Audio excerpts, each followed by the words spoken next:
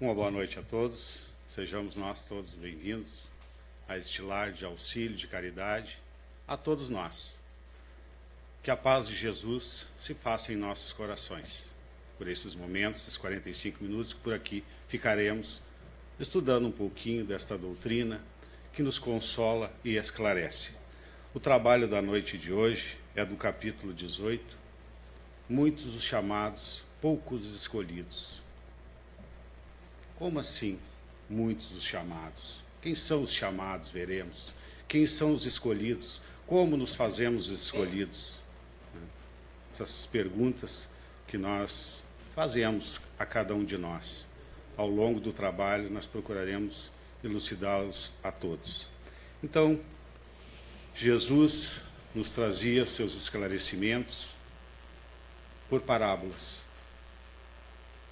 suas leis, as leis de Deus. O primeiro a trazer essas leis foi Moisés, com a primeira revelação, trazendo os 10 mandamentos através de uma via mediúnica. Depois vem Jesus trazendo a lei de amor e caridade, que nós possamos amar ao próximo como a nós mesmos. E quando falamos neste próximo, não é aquele que está ao nosso lado, nossa esposa, nossos filhos. Jesus se referia ao próximo à humanidade, a todos, sem distinção. Pedimos licença para ler, então, o início do nosso trabalho com a parábola do festim de bodas. Diz o seguinte: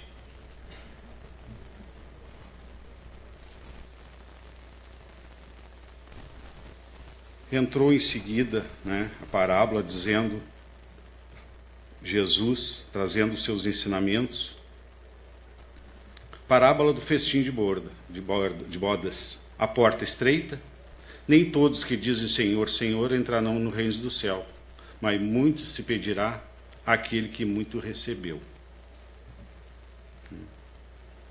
A parábola do festim é como se nós fôssemos fazer uma festa em nossa casa e convidássemos todos aqueles nossos amigos, aqueles que fazem, os nossos familiares, que fazem parte do nosso círculo de amizade. Diz Jesus: o reino do céu se assemelha a um rei que, querendo festejar as bodas de seu filho, despachou seus servos a chamar para as bodas os que tinham sido convidados. Estes, porém, recusaram ir. Entrou em seguida o rei e, vendo um homem que não vestia a túnica nupcial, disse: atai-lhe as mãos e os pés e lançai-o nas trevas exteriores. Aí é que haverá prantos e ranger de dentes, porquanto muito há chamados, mas poucos escolhidos. Está lá no Evangelho de Mateus, capítulo 22, versículos 1 a 14. Os convidados, quem são esses convidados para receber a lei, os ensinamentos? O povo hebreu foi o primeiro povo a receber estas leis. Foram chamados a compreender esta lei. E por vezes, estes não aceitaram este chamado, porque deram mais importância aos cultos, ao culto exterior do corpo, das orações em público, quando deveriam sair e disseminar estas leis a todos os povos. Já tinham a crença de um Deus único. Os demais povos acreditavam no Deus Sol, no Deus da luz, no Deus do amor, no Deus do plantio. Então, tinham a crença de muitos deuses, de um Deus punitivo. O povo hebreu não, ele tinha o conhecimento, ele acreditava em um Deus único. Mas quando foram chamados para disseminar estas leis, esses ensinamentos, não deram a importância devida que deveriam trazer, enfim, aquelas leis, os 10 mandamentos trazidos por Moisés, e não deram importância devida. Os profetas foram outros chamados a dar conhecimento desta lei, já juntamente com o Messias. Esses sim saíram a pregar, saíram a disseminar a sua palavra. Alguns foram apedrejados, outros maltratados, de várias formas. Mas pregaram, levaram a palavra do Messias, do Mestre, de acordo com a capacidade de cada um. Então, todos nós somos chamados para algo em nossas vidas. Também ele fala do traje nupcial,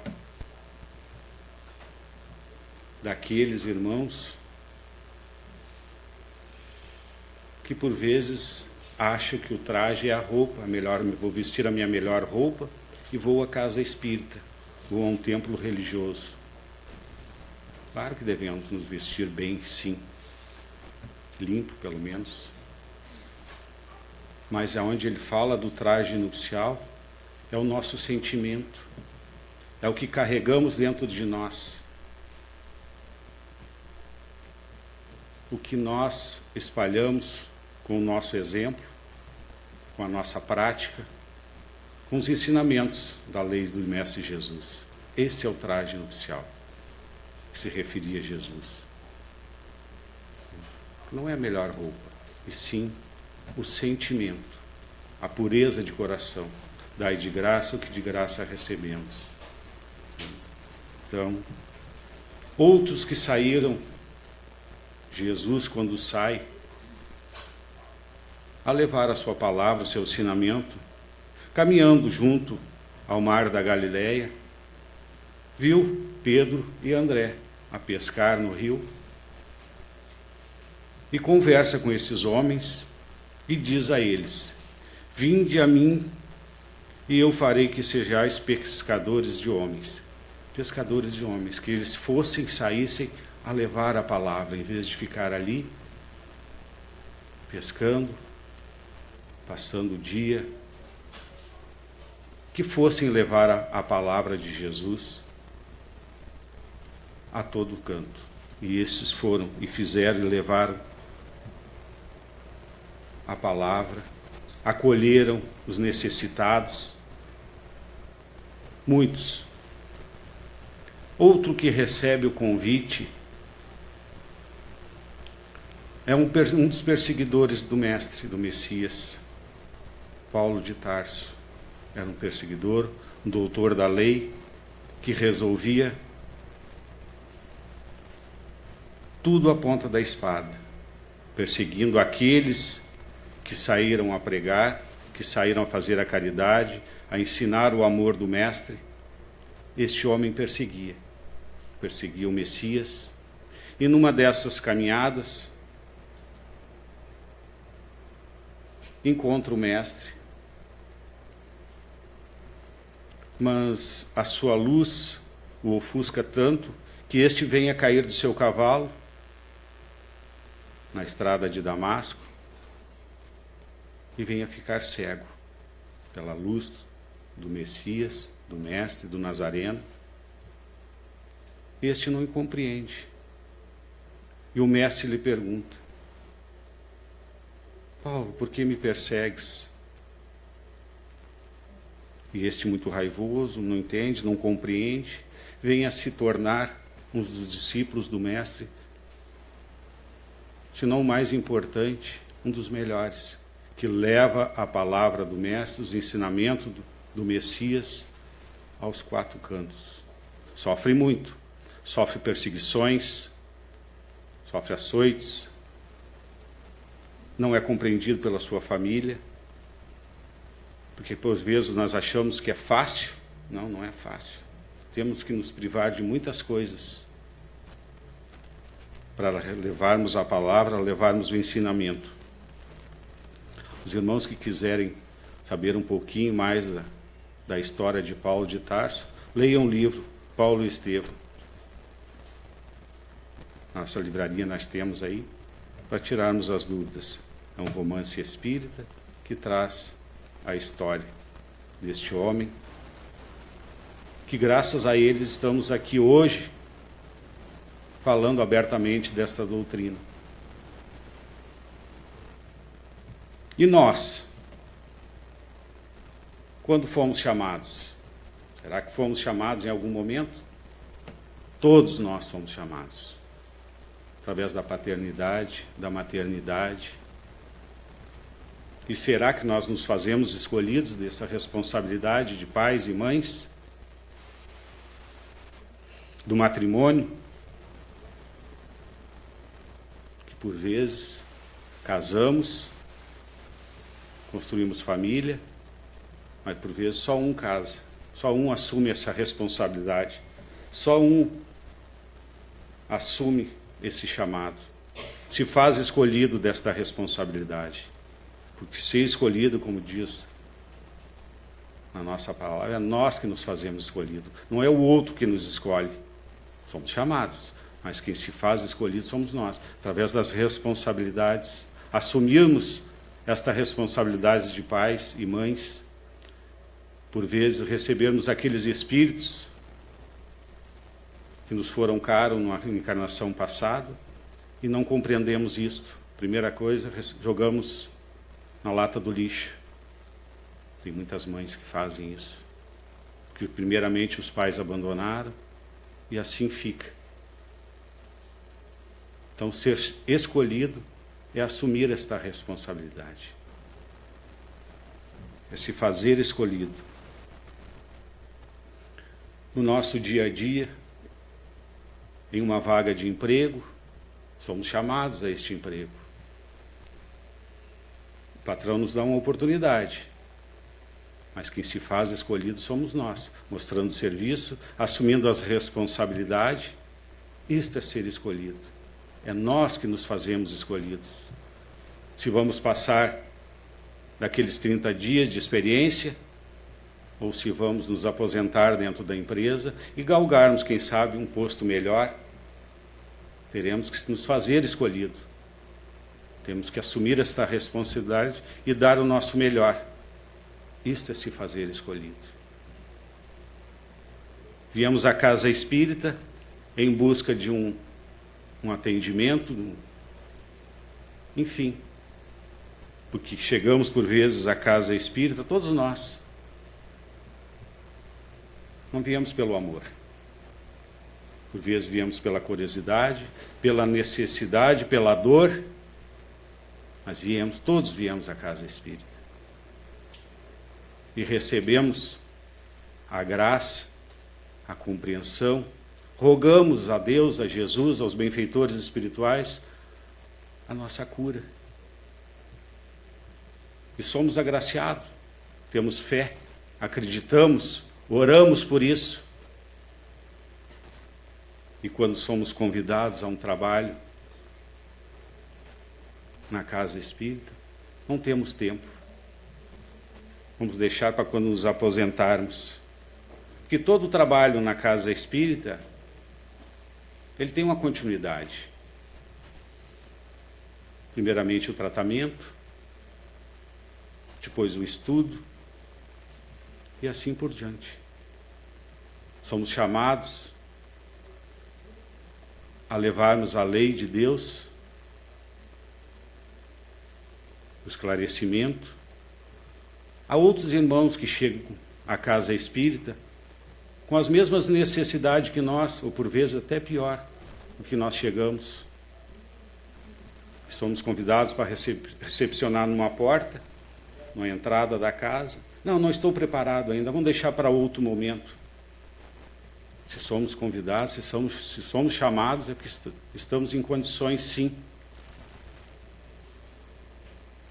de darmos um aperto de mão, de darmos um sorriso fraterno àqueles irmãos que chegam com problemas, com necessidades físicas ou espirituais. Ouvirmos um irmão necessitado, porque ouvir também é uma caridade. Achamos nós que a caridade só se faz com bens financeiros? Não. Ouvir. Calar, escutar o outro é uma caridade. Por vezes não compreendemos, não entendemos. Achamos que serve para o outro, mas não serve para nós. Temos que ter esta paciência, esta tolerância com os nossos irmãos, de ouvi-los. Nosso companheiro, a nossa companheira, chega com as suas necessidades do dia a dia, desabafar do seu trabalho. Nós temos a receita pronta. Não, tu deveria agir assim, desta forma, quando a pessoa só queria desabafar, ser ouvida. E nós largamos 1001 ensinamentos. Ouvir. Ser tolerante, ser paciente. Quando recusamos esses convites, esses chamamentos, quando a riqueza, o poder, a luxúria nos bate à porta, nós esquecemos tudo. Porque temos mais coisas mais importantes para fazer. Temos que ir para a casa de campo, a casa de praia, comprar um carro novo. Quando deveríamos aproveitar esta riqueza, dar emprego, enfim, aplicá-la da melhor forma possível, distribuir. Porque esta riqueza não vai conosco. Estamos aqui só de passagem, somos espíritos imortais.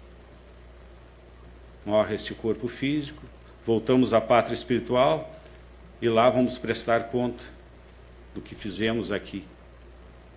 Que bem fizemos ao nosso próximo. Ouvimos o nosso próximo, estendemos a mão ao nosso próximo, demos um boa noite fraterno ao nosso próximo, calamos diante do nosso próximo. É difícil? É difícil, mas é possível. Jesus já nos disse, eu venci o mundo. Quando ele fala do mundo, é deste mundo também. Ele já passou por aqui, esteve aqui conosco. Trouxemos aqui uma pequena história de um senador romano que viveu na Galileia, à época de Jesus Cristo, que intercede pela cura de sua filha, que havia contraído lepra. Isso está lá no livro há 2000 anos, psicografado por Francisco Cândido Xavier, ditado pelo Espírito Emmanuel. Era um senador chamado Públio Lentulus. Públio Lentulus debruçou-se sobre o leito da filha, com os olhos rasos de pranto, e pergunta a ela, filhinha, que queres hoje para dormir melhor? Buscarei tudo o que quiseres, para que se sinta, para que durma bem. A filha lhe responde, papai, eu quero o profeta de Nazaré. O pai, homem de posse, homem da lei, com seu sentimento, que todo pai, que toda mãe, quando vê um filho doente, faz, busca. Ele foi em busca do Messias, em busca do Nazareno, e lá o mestre lhe pergunta, senador, por que me procuras? Aí ele diz, relata a história da filha, que está acamada, que não vê o momento da cura de sua filha. Retorna à sua casa, lá está sua esposa, que lhe diz o seguinte, desde que saíste, eu e Ana oramos com fervor junto de nossa doentinha, implorando ao profeta que atendesse ao teu apelo, ouvindo os nossos rogos, e agora eis que nossa filhinha se restabelece. Poderá, querido, haver felicidade maior que esta? Quer dizer, vai ao encontro do Messias, roga, implora a cura da sua filha, obtém, e a hora de, enfim, se fazer escolhido para levar os ensinamentos, aquela bênção que recebeu, o orgulho fala mais alto. Ele diz o seguinte: Lívia, torna-se preciso que te coíbas destes arrebatamentos. Afinal, não vejo nada extraordinário no que acaba de ocorrer. Nada tem faltado à nossa doente. Era lógico que esperasse uma reação salutar do organismo, em face de nossa continuada assistência.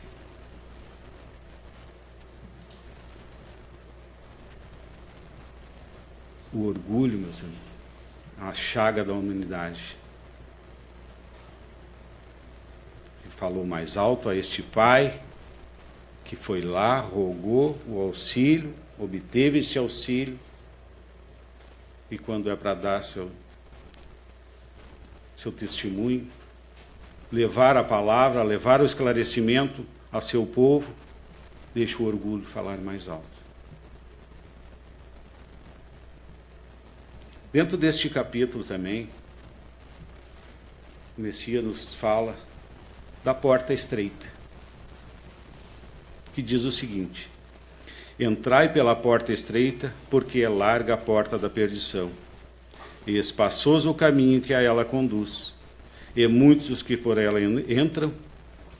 Quão pequena é a porta da vida, quão apertado o caminho que a ela conduz, e quão poucos a encontram. Está lá no Evangelho de Mateus, capítulo 7, versículos 13 e 14. Esta porta estreita, meus irmãos, ela nos chama a palavra que a gente usa muito na Casa Espírita, que é a reforma íntima. É nós nos corrigirmos, o nosso orgulho eliminarmos. Não completamente, sabemos que não é numa encarnação que faremos isso, mas que possamos ser mais caridosos, ser mais tolerantes, respeitar o nosso próximo. Esta é a porta estreita, que nos remete ao auxílio ao próximo, à caridade, amar a Deus sobre todas as coisas e o próximo como a si mesmo. É difícil? É difícil. Mas podemos, é possível. Basta que a gente queira fazer um esforço para que nós possamos vencer as nossas más tendências. Que se somos espíritos imortais, não morremos nunca, não sabemos quantas encarnações tivemos e quantas teremos.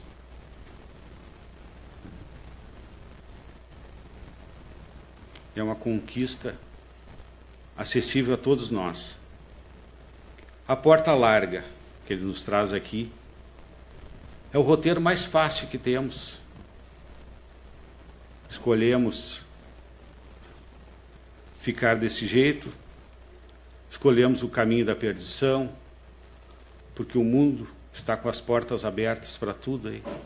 Vemos na mídia televisiva o que acontece no planeta, acontece no nosso Brasil. Esta é a porta larga, o caminho da perdição, das facilidades, da intolerância, da arrogância, da falta de perdão. Penso só em mim, não penso no outro. É mais fácil. É mais fácil eu pensar em mim do que pensar no outro.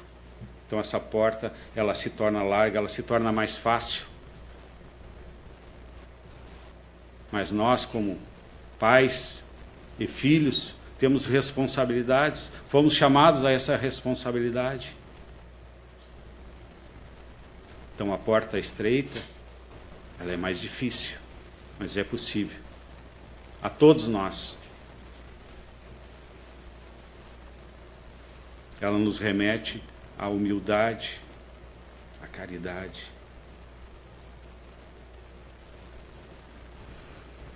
Nem todos os que me dizem Senhor, Senhor entrarão no reino dos céus.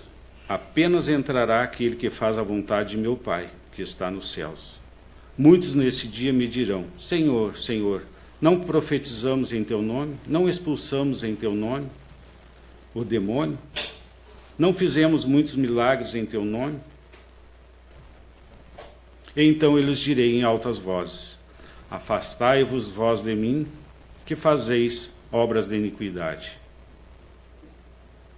Está lá no Evangelho de Mateus, capítulo 7, versículo 21 a 23. Iniquidade é aquilo que é contrário à lei. É uma ação contrária à moral. São obras de iniquidade. Ação contrária à moral, à religião.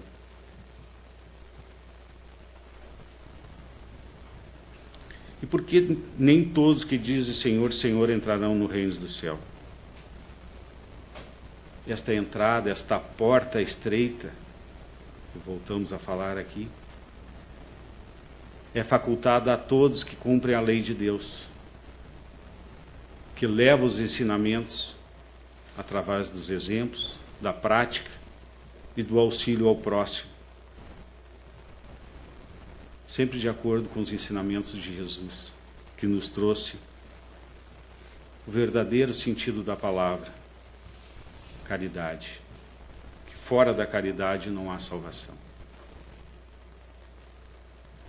E não é só não somente, como dissemos, não somente a caridade financeira, material. Toda espécie de caridade. Onde buscar a lei de Deus para conhecê-la? Onde é que está a lei de Deus?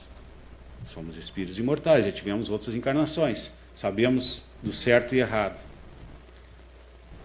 Quando cometemos um equívoco, a nossa consciência acusa. Cometemos um erro, a nossa consciência acusa. Cometemos uma falta, nossa consciência acusa. Então a lei de Deus, meus irmãos, está na nossa consciência. Ela está gravada. Podemos não ter instrução nenhuma, mas ela está lá. E já tivemos outros momentos, já tivemos conhecimento, já tivemos contato com essa lei de Deus em algum momento da nossa caminhada, das nossas encarnações. Aquele, pois, que ouve estas minhas palavras e as pratica, será comparado a um homem prudente que construiu sobre a rocha a sua casa. Mas aquele que ouve estas minhas palavras e não as pratica, se assemelha a um homem insensato que construiu sua casa na areia. Lá no Evangelho de Mateus, capítulo 7, versículos 24 a 27. E no Evangelho de Lucas, capítulo 6, versículos 46 e 49. Então, praticar, meus irmãos, esses ensinamentos é possível. Que só teremos sucesso em nossa caminhada, em nossa obra, se tivermos assimilados, se levarmos dentro da nossa consciência, dentro do nosso coração, esses ensinamentos divinos. Levarmos aos nossos irmãos, aqueles que estão hospitalizados, uma oração. Não precisamos nem ir lá no hospital, podemos orar de casa. Orar do centro espírita, orar por aqueles que aqui não puderam estar. Isso é assimilar os ensinamentos de Jesus, praticar os ensinamentos de Jesus, a prece por um ente querido, uma prece por nós mesmos, que estamos passando uma dificuldade. Não precisa ser uma prece decorada, pode ser uma prece simples, sentida, como os nossos atos e as nossas atitudes têm que ser sentidas. Porque essas palavras, elas têm que vir do nosso íntimo, do nosso coração, para que se torne eficaz. Que o nosso olhar possa dizer ao nosso irmão, está passando por dificuldade, vamos passar junto, vamos passar por esta dificuldade juntos. podemos exprimir palavra nenhuma, só o nosso olhar pode dizer isso. Um abraço. Como é bom abraçar, né? E ser abraçado. Então esse sentimento tem que partir de dentro de nós, não da boca para fora.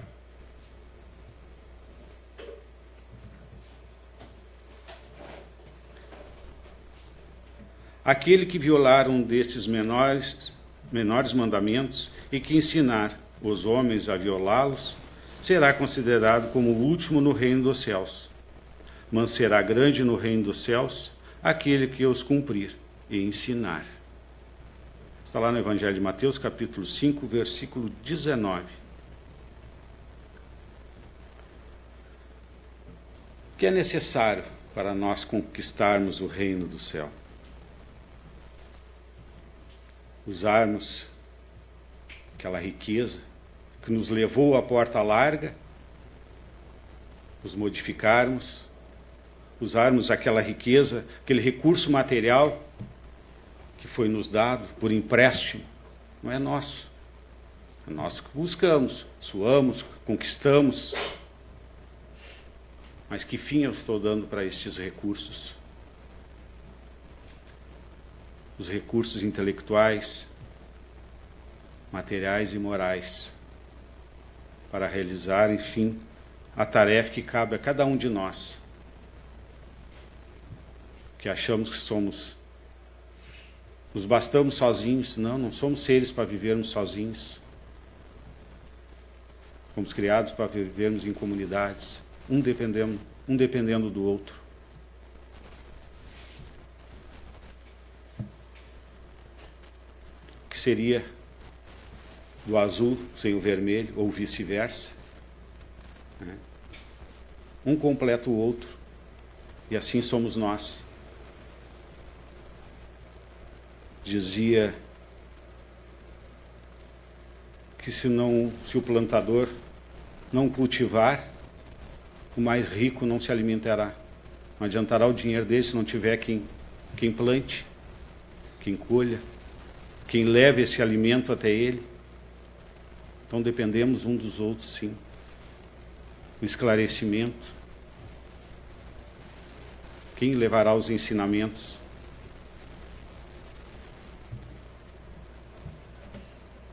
O servo que souber da vontade do seu amo e que, entretanto, não estiver pronto e não fizer o que dele queira o amo, será rudemente castigado. Mas aquele que não tenha sabido da sua vontade e fizer coisas dignas de castigo, menos punido será. Muito se pedirá a quem muito se houver dado, e maiores contas serão tomadas àquele em quem mais coisas haja confiado. Evangelho de Lucas, capítulo 12, versículos 47 e 48.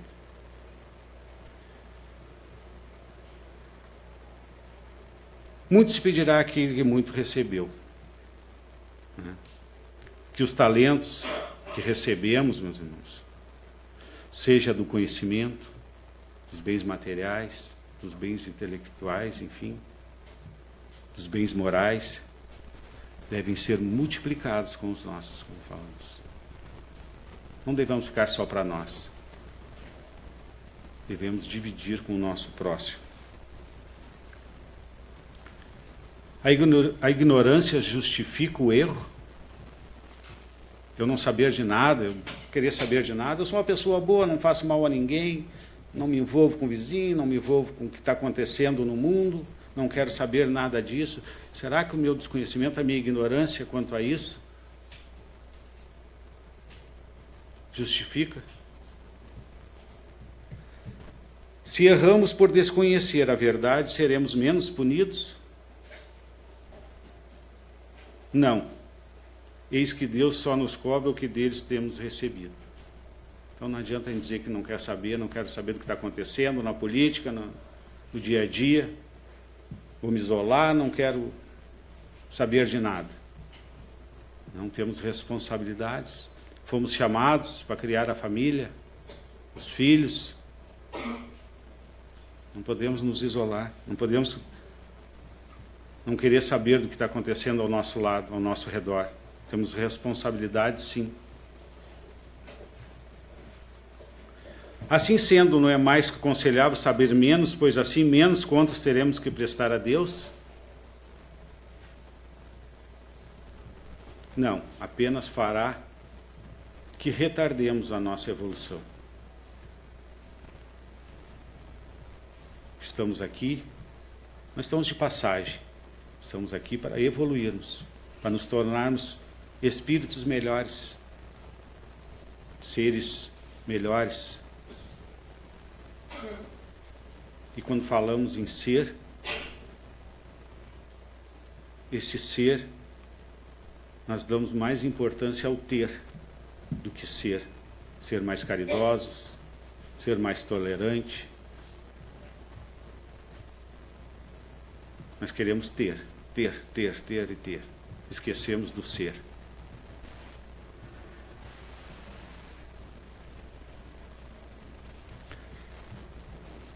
Neste livro, O Espírito da Verdade, diversos autores, psicografia de Francisco Cândido Xavier e Valdo Vieira, nos traz uma lição. A lição é a 54, que diz o seguinte: que buscais? Que buscais? Evangelho de Jesus, são palavras de Jesus, perdão, no Evangelho de João, capítulo 1, item 38. Esta simples indagação do Senhor aos 2 discípulos que o seguiam e dirigia presentemente a todos os lidadores do Espiritismo, diante da Boa Nova, renascente no mundo, ao obreiro modesto da assistência fraternal, exprime a voz superior, a reclamar-lhes os frutos da colheita do bem. Ao colaborador da propaganda doutrinária, representa a interpelação incessante acerca da tarefa de resguardar a pureza dos postulados, que consolam e instruem. Ao orientador das assembleias de nossa fé, é a pergunta judiciosa quanto à qualidade do esforço no cumprimento dos deveres que lhe competem.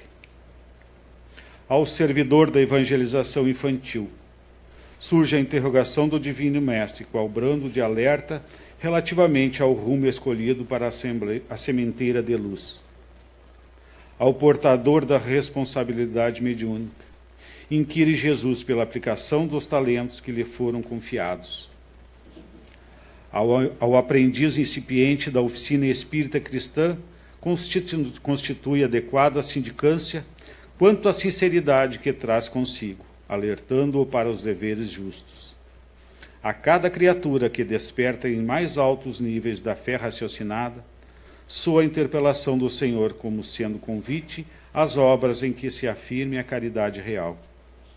Assim escuta no íntimo, em cada lance das próprias atividades, a austera palavra do condutor divino, convocando-te a coerência entre o ideal e o esforço, entre a promessa e a realização. Analisa o que fazes. Observas o que dizes. Medita em torno de tuas aspirações mais ocultas. Que respostas forneces à indagação do Senhor? Quem segue o Cristo vive o apostolado, serve, coopera e caminha avante, sem temor e sem vacilação, lembrando do que o verbo da verdade incide sobre nós, cada dia, perguntando incessantemente: que buscais? Espírito Emmanuel.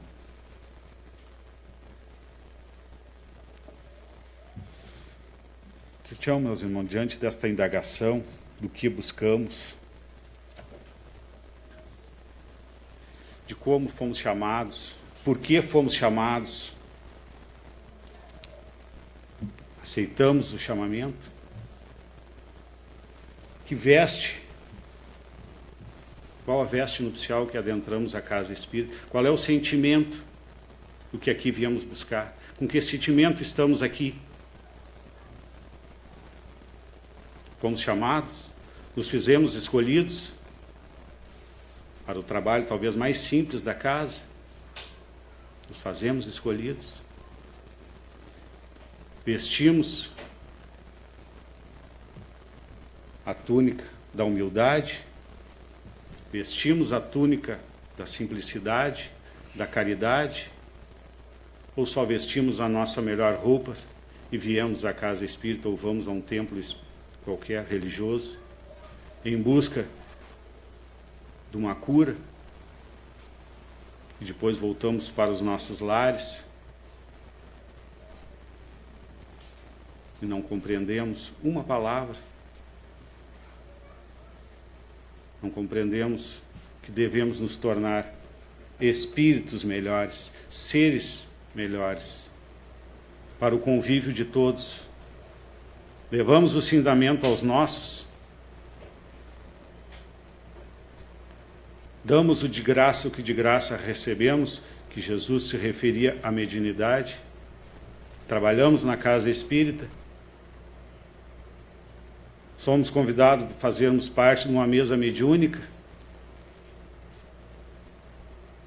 Isto é dar de graça o que de graça recebemos. Receber os nossos irmãos com a palavra de carinho, de conforto, de simplicidade. Conseguimos transmitir no olhar os nossos sentimentos. Conseguimos passar algo aos nossos. O espírita, meus irmãos, ele tem que se apresentar pelas suas obras, pelos seus atos, não pela aparência. Agradecemos a todos pela paciência. Que a paz de Jesus permaneça em nossos corações. Uma boa noite a todos.